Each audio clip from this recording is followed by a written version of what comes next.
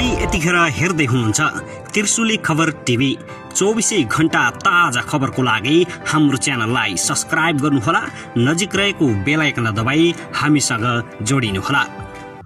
पछिल्लो 24 घण्टामा नेपालमा 2365 जनामा कोरोना संक्रमण पुष्टि, थप 3 जनाको मृत्यु। कोरोना संक्रमण र मृत्यु दर दिन प्रतिदिन बढ्दै गएपछि सरकारले गर्यो यति ठूलो घोषणा, यी जिल्लामा आजबाट लकडाउन। हिजोको छलफलमा केही आश लागेको थियो, आज त्यो पनि बाँकी रहेन। माधव कुमार नेपाल माधव नेपाललाई ओलीका 2 अफर, बैठकमा पस्न दिन्छु, कारबाही केही समय रोक्छु। प्रधानमन्त्री केपी शर्मा ओली र वामदेव बीच बालुवाटारमा भेटवार्ता, वामदेवले ओलीलाई सघाउने संकेत। र विद्यार्थी र शिक्षकमा कोरोना संक्रमण देखिन थालेपछि सरकारले गर्यो यति ठूलो घोषणा, आजबाट देशभरका विद्यालय बन्द।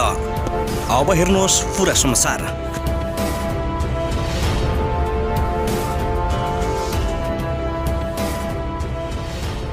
दर्शकबिन नमस्कार, तपाईहरुलाई स्वागत छ हाम्रो च्यानल त्रिशुली खबर टिभीमा। यदि हाम्रो च्यानललाई अहिलेसम्म सब्स्क्राइब गर्नु भएको छैन भने सब्स्क्राइब गरी नजिक रहेको बेल आइकन दबाई हामीसँग जोडिनुहोला। दर्शकबिन सदा झैं आज पनि हामी तपाईहरुमाझ विशेष खबरका साथ उपस्थित भइसकेका छौं। यो भिडियोलाई अन्तिमसम्म हेरी हामीले साथ दिनुहोला। दर्शकबिन हाम्रो मेहनतको लागि एउटा सानो लाइक गर्न पनि नभुल्नुहोला। दर्शकबिन सबैभन्दा पहिले कोरोना अपडेट बारे जानकारी गराउन चाहे। पछिल्लो 24 घण्टामा नेपालमा 2365 जनामा कोरोना संक्रमण पुष्टि भएको छ। स्वास्थ्य तथा जनसङ्ख्या मन्त्रालयका अनुसार देशका विभिन्न प्रयोगशालामा गरिएको 10,001 पीसीआर परीक्षणबाट बिहीबार 2365 जनामा संक्रमण पुष्टि भएको हो। त्यस्तै 447 एन्टिजेन परीक्षणबाट 63 जनामा संक्रमण पुष्टि भएको छ। पीसीआर र एन्टिजेन परीक्षणबाट 2428 जनामा संक्रमण पुष्टि भएको मन्त्रालयले जानकारी गराएको छ। यो सँगै नेपालमा कोरोना संक्रमितको कुल संख्या 2,92,152 पुगेको छ। त्यस्तै पछिल्लो 24 घण्टामा 252 जना डिस्चार्ज भएका छन्। यो सँगै कोरोनाबाट निको हुनेको कुल संख्या 2,76,345 पुगेको छ। सोही अवधिमा कोरोना संक्रमणका कारण 3 जनाको मृत्यु भएको मन्त्रालयको तथ्याङ्क छ। यो सँगै कोरोनाबाट हालसम्म नेपालमा ज्यान गुमाउनेको संख्या 3,117 पुगेको छ। सक्रिय संक्रमित 12,690 छन् भने क्वारेन्टाइनमा 81 जना रहेको मन्त्रालयले जानकारी दिएको हो। दर्शकबिन त्यसैगरी नेकपा एमाले अध्यक्ष तथा प्रधानमन्त्री केपी शर्मा ओलीले अर्कै राजनीतिक दल खोलेको भनेर सोधेको स्पष्टीकरणको जवाफमा नेता माधव कुमार नेपालले प्रतिवाद गरेका छन्। अर्को दल खोलेको भन्ने कुरा असत्य भएको र आफ्नो पक्षले एमालेको विधान विपरीत कुनै पनि कार्य नगरेको पनि प्रश्न पारेका छन्। ओलीले वैशाख 6 गते सोधेको स्पष्टीकरणको जवाफ नेता नेपालले बिहीबार दिएका हुन्। गत चैत्र पहिलो साता झलनाथ खनाल र माधव कुमार नेपाल समूहले ललितपुरमा गरेको राष्ट्रिय कार्यकर्ता भेलाको अर्को पार्टी गठन गरेको भन्ने विषयमा ओलीले प्रश्न गरेर सोधेका थिए, जसको जवाफमा नेता नेपालले भनेका छन् ललितपुरमा आयोजित एमालेको राष्ट्रिय कार्यकर्ता भेला पनि 9औं राष्ट्रिय महाधिवेशनबाट पारित राजनीतिक मार्ग निर्देशन र विधानको प्रतिरक्षा तथा एमालेको एकता र हितमा उक्त प्रयोजन र उद्देश्यका लागि आयोजित कार्यक्रम थियो। उक्त भेलाले अलग राजनीतिक दल खोलेको वा गठन गरेको भन्ने कुरा पूर्ण रूपमा असत्य हो। त्यस भेलाबाट कुनै पार्टी खोल्ने वा एमालेको उद्देश्य कार्यक्रम र विधान विपरीतको कुनै काम भएको छैन।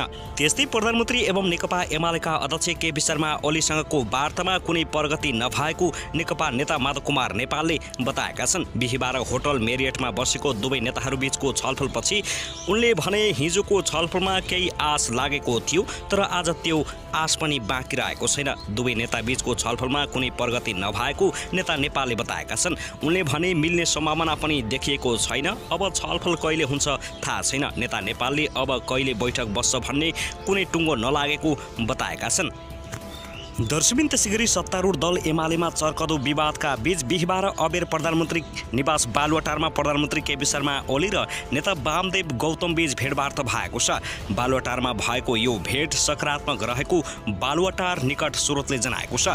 सो भेटपछि भेटमा सहभागी रहेका एमाले प्रमुख सचेतक विशाल भट्टराईले वामदेवले ओलीलाई सघाउने संकेत गरेको बताएका छन्। उनले सामाजिक सञ्जाल फेसबुक मार्फत तस्बिरसहित यस्तो लेखेका हुन्। पछिल्लो समयमा वामदेव गौतम र प्रधानमन्त्री केपी शर्मा ओली बीच निकटता निकै बढेको छ। प्रधानमन्त्री ओलीलाई वामदेव गौतमले साथ सहयोग र सपोर्ट गर्ने जनाएका छन्। त्यसैगरी प्रधानमन्त्री तथा नेकपा एमालेका अध्यक्ष केपी शर्मा ओली र वरिष्ठ नेता माधव कुमार नेपालीबीच बिहिबार दोस्रो भेटघाट भएको छ। यद्यपि सो वार्ताबाट सकारात्मक नतिजा निस्कन नसकेको नेताहरूले बताएका छन्। बुधबार साँझ भएको वार्तामा अध्यक्ष ओलीले केही सकारात्मक सङ्केत दिए पनि बिहिबारको कुराकानीले निराश बनाएको नेपाल पक्षले भनेको छ। बिहिबार बिहानै प्रधानमन्त्री ओलीले मदननगर बल्खुमा गरेको भाषणले बिहिबार दिउँसो हुने बैठकबाट सकारात्मक परिणाम आउँदैन भन्ने आकलन पहिले नै गरेका थियौँ। पछि बैठक पनि त्यस्तै भयो। नेपाल निकट एक नेताले भने बुधबार सकारात्मक लागेको थियो, बिहिबार कसरी परिवर्तन भयो आश्चर्य लागेको छ। नेकपा स्थापना तथा लेनिन दिवसको अवसरमा पार्टी केन्द्रीय कार्यालयको शिलान्यास गर्दै अध्यक्ष ओलीले आफूले गरेको वार्तालाई कमजोरीको रूपमा नलिन र समूहगत नभई व्यक्तिगत रूपमा मात्रै छलफल गर्ने बताएका थिए। त्यस समयमा नेता नेपाल र उनी निकटका नेताहरू काठमाडौँको बिजुली बजार स्थित सहना प्रधान स्मृति प्रतिष्ठानको कार्यालयमा भेला भएका थिए। सो भेलामा नेताहरूले बुधबार अध्यक्ष ओलीसँग भएको छलफलको समीक्षा गर्नुका साथै स्पष्टीकरणको विषयमा पनि छलफल गरेका थिए। त्यही प्रधानमन्त्रीको भाषण लाइभ हेरिरहेका थियौँ। भाषणमा ओली जसरी प्रस्तुत हुनुभयो त्यसबाट दिउँसो हुने वार्ता सकारात्मक हुँदैन भन्ने हाम्रो साझा निष्कर्ष थियो। बैठकमा पनि त्यस्तै भयो। ती नेताले यस्तो बताएका छन्।